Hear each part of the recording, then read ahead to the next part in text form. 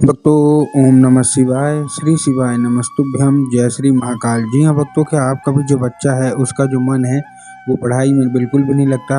आप लोग बहुत ज़्यादा परेशान हैं उसकी पढ़ाई के लिए कि हमारा जो बच्चा है आखिरकार पढ़ता क्यों नहीं है। जब भी आप उसको पढ़ाने के लिए बैठाते हो तो इधर उधर के कामों में लग जाता है, लेकिन पढ़ता बिल्कुल भी नहीं है। तो ऐसे में कौन सा उपाय करें ताकि जो आपका बच्चा है वो अच्छे तरीके से पढ़े, अच्छे तरीके से आगे बढ़े, आज की इस वीडियो के माध्यम से हम आपको बताने वाले हैं। क्या करना है, कैसे करना है, पूरा आपको समझाने वाला हूँ। तो बस उपाय ध्यान से सुन के अच्छे से करिएगा ज़रूर। अगर आपने आज का ये उपाय ध्यान से सुन के अच्छे से कर लिया तो अवश्य रूप से आप देखेंगे कि आपकी सारी की सारी इच्छा, सारी की सारी मनोकामना बाबा भोलेनाथ पूरी करेंगे ही करेंगे।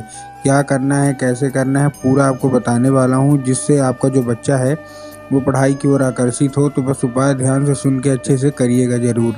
देखिए, आपको भी पता है कि जो पूज्य गुरुदेव की जो कथा होती है ना, जैसे कि आपको पता होगा कि पूज्य गुरुदेव की कथा में लाखों की भीड़ आती है। कैसे भीड़ आती है?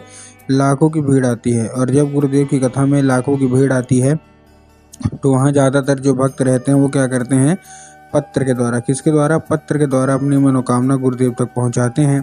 तो अभी 4 से 5 महीना पहले की बात है, गुरुदेव की कथा चल रही थी और गुरुदेव की कथा में लाखों की भीड़ आई।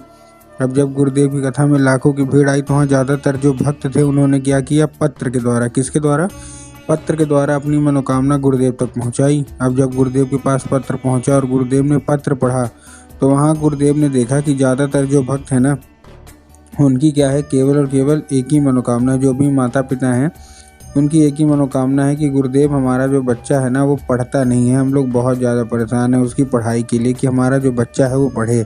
हमने उसके पीछे क्या कुछ नहीं किया, बहुत अच्छी उसको स्कूल में डाल के रखा है, बहुत अच्छा उसको कोचिंग, ट्यूशन, हर एक तरह की सुख सुविधा भी दिए हुए हैं, लेकिन फिर भी हमारा जो बच्चा है उसका जो मन है ना वो पढ़ाई में बिल्कुल भी नहीं लगता। कृपया करके कोई ऐसा उपाय बता दें ताकि हमारा जो बच्चा है वो अच्छे तरीके से पढ़े। जब गुरुदेव ने ये देखा कि बहुत सारे लोग परेशान हैं, उनमें पत्र में ये भी लिखा था कि गुरुदेव हमारा जो बच्चा है ना उसके पीछे हमने क्या कुछ नहीं किया, बहुत अच्छी उसको स्कूल में डाल के रखा है, बहुत अच्छा कोचिंग ट्यूशन दे रहे हैं, हर एक तरह की सुख सुविधा दे रहे हैं, लेकिन फिर भी हमारा जो बच्चा है नहीं पढ़ता। कृपया करके कोई मार्गदर्शन दें। तब गुरुदेव ने 2 से 3 उपाय बताए और कहा, केवल और केवल ये उपाय कर लेना, तुम्हारा जो भी बच्चा है जिसका भी मन पढ़ाई में नहीं लगता, अवश्य रूप से उसका जो मन है ना वो पढ़ाई की ओर लगेगा ही लगेगा। अब जब गुरुदेव ने उपाय बताया तो लोगों ने जा जाके इस उपाय को घर में करना शुरू कर दिया। अब जैसे ही लोगों ने जा जाके इस उपाय को घर में करना शुरू कर दिया, वही लोग गुरुदेव की कथा में मात्र 1 से 1.5 महीने के बाद वापस आए। अब जब वही लोग गुरुदेव की कथा में वापस आए तो उन्होंने क्या किया, फिर से एक बार गुरुदेव को पत्र लिखा। लेकिन इस बार आप जान के हैरान हो जाओगे कि ये वाला जो पत्र था ये गुरुदेव को धन्यवाद के रूप में पत्र था कि गुरुदेव धन्य हो आपका, आपके द्वारा बताया गया उपाय हमने कर लिया है, हमारी सारी की सारी मनोकामना, सारी की सारी इच्छा पूरी हो गई है। हमारा जो बच्चा था जिसका मन पढ़ाई में बिल्कुल भी नहीं लगता था, वो अपने आप बिना कुछ बोले, बिना कुछ कहे पढ़ने लगा है। आपका कोटि कोटि धन्यवाद। तो देखिए, जो लोग भी मेरी आवाज़ सुन रहे हैं ना, अगर आपको भी जानना है कि आखिर ऐसा कौन सा उपाय है जिसको करने मात्र से जो बच्चे होते हैं वो पढ़ाई करने लगते हैं, तो चलिए हम बताते हैं आपको आज की इस वीडियो के माध्यम से कि आपको करना क्या है। तो बस उपाय ध्यान से सुन के अच्छे से करिएगा ज़रूर। अगर आपने आज का ये उपाय ध्यान से सुन के अच्छे से कर लिया तो अवश्य रूप से मनोकामना जो भी है ना वो पूरी होगी ही होगी। ठीक है, चलिए चलते हैं हम लोग उपाय की ओर। लेकिन उससे पहले चैनल पर अगर पहली बार आए हैं और आवाज़ मेरी पहली बार सुन रहे हैं तो वीडियो कर दें लाइक और चैनल को भी कर लें सब्सक्राइब, ताकि पूजनीय पंडित प्रदीप जी मिश्रा के रोज़ नए नए उपाय जो कि मैं उनकी कथा से सुनता हूँ, श्रवण करता हूँ, सबसे पहले मैं आपको प्राप्त करा सकूँ। ठीक, तो देखिए, जो हमारा पहला उपाय है, इस उपाय को 3 काली तिल और 1 धतूरे से आपको करना है। क्या करना है, 3 काली तिल लेना है और 1 धतूरा लेना है। अब देखिए, काली तिल और काली मिर्च में ना बहुत सारे लोग कंफ्यूज होते हैं कि काली तिल लेना है हमको कि काली मिर्च लेना है। तब गुरुदेव ने साफ साफ बताया कि आपको क्या लेना है, आपको लेना है काली तिल। ठीक, ले लिए काली तिल। उसके साथ साथ आपको 1 धतूरा चाहिए। ठीक, धतूरा भी ले लिए। अब धतूरा लेने के बाद आपको करना क्या है, जैसे आपने हर एक चीज़ ले लिया, काली तिल ले लिया, धतूरा ले लिया, अपने बच्चे के हाथ में दे के उसके भेज दीजिए कहाँ, सीधा सीधा शिव मंदिर। अब जैसे ही आपका बच्चा शिव मंदिर पहुँचेगा, शिव मंदिर पहुँचने के बाद उसको करना क्या है, जैसे शिव मंदिर पहुँचे, शिव मंदिर पहुँचने के बाद उसको क्या बोलना है कि दक्षिण दिशा में खड़ा हो जाए और उत्तर की ओर अपना चेहरा कर ले।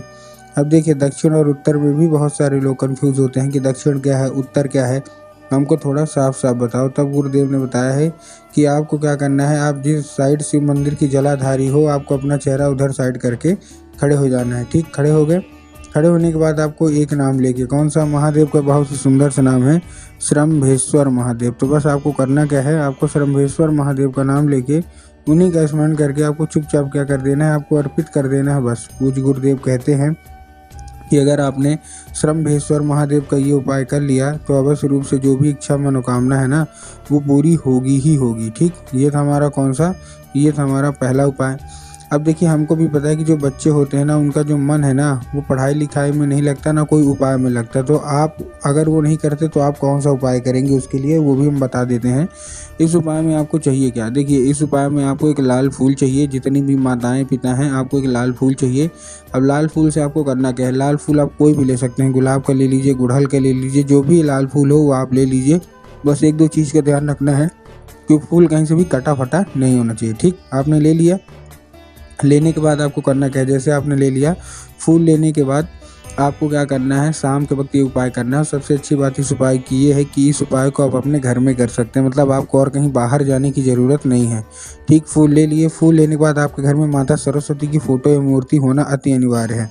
अगर आपके घर में माता सरस्वती की फ़ोटो या मूर्ति है तब तो अच्छी बात है, लेकिन अगर नहीं है तो आपको बाज़ार जाना है, माता सरस्वती की फ़ोटो या मूर्ति लेके आना है। ठीक, ले लिया। लेने के बाद आपको करना क्या है, जैसे आपने ले लिया, लेने के बाद आपको शाम के वक्त वही फूल आपको अर्पित करना है माता सरस्वती को, और माता से उसको औषधि के रूप में मांगना है कि माता कृपया करके हमको इसको औषधि के रूप में प्रदान करिए। तब क्या होगा, अब वो औषधि का रूप ले लेगा। बस आपको करना क्या है, उसी रात आपका बच्चा जब खाना पीना खा के सो जाए तो आपको लाल फूल उठाना है और अपने बच्चे के माथे पे 2 से 3 बार आपको चुपचाप क्या कर देना है, फेर देना है बस। पूज्य गुरुदेव कहते हैं कि अगर आपने इतना ही कर लिया तो अवश्य रूप से मनोकामना पूरी होगी। क्यों, क्योंकि उस फूल के जरिए स्वयं माता सरस्वती उसके दिमाग में प्रवेश कर जाएंगी। ठीक, ये था हमारा कौन सा, ये था हमारा दूसरा उपाय। अब हम चलते हैं अपने तीसरे और आखिरी उपाय की ओर। अब देखिए जो हमारा तीसरा और आखिरी उपाय है, इस उपाय में आपको करना क्या है, इस उपाय में आपको लेना है एक पान का पत्ता। क्या लेना है, एक पान का पत्ता लेना है और पान के पत्ते के ऊपर शहद का लेपन कर देना है। ठीक, पान के पत्ते के ऊपर आपने शहद का लेपन कर दिया। अब शहद का लेपन करने के बाद पहुंच जाना है कहाँ, सीधा सीधा शिव मंदिर। अब जैसे आप शिव मंदिर पहुंचेंगे, शिव मंदिर पहुंचने के बाद आपको क्या करना है, जहाँ आपके दिमाग में आएगा कि जाएंगे और बाबा भोलेनाथ के ऊपर अर्पित कर देंगे, जो कि पूर्णतः गलत है। आपको बाबा भोलेनाथ के ऊपर नहीं, आपको माता शोक सुंदरी के ऊपर अर्पित करना है, जो कि जलाधारी के बिल्कुल बीचों बीच जगह होती है। तो बस आपको करना क्या है, जलाधारी के बिल्कुल बीचों बीच अर्पित करके अपने बच्चे से मनोकामना मंगवा लीजिए। पूज्य गुरुदेव कहते हैं ज़्यादा से ज़्यादा 1 महीना या ज़्यादा से ज़्यादा 1.5 महीना, इतने के बीच आपका बच्चा अवश्य रूप से पढ़ाई की ओर आकर्षित होगा ही होगा। तो उम्मीद करता हूँ आज के जितने भी उपाय मैंने आपको बताए सारे के सारे समझ में आ गए होंगे। उपाय अच्छा लगे हो तो कमेंट बॉक्स में हर हर महादेव अवश्य रूप से लिखें।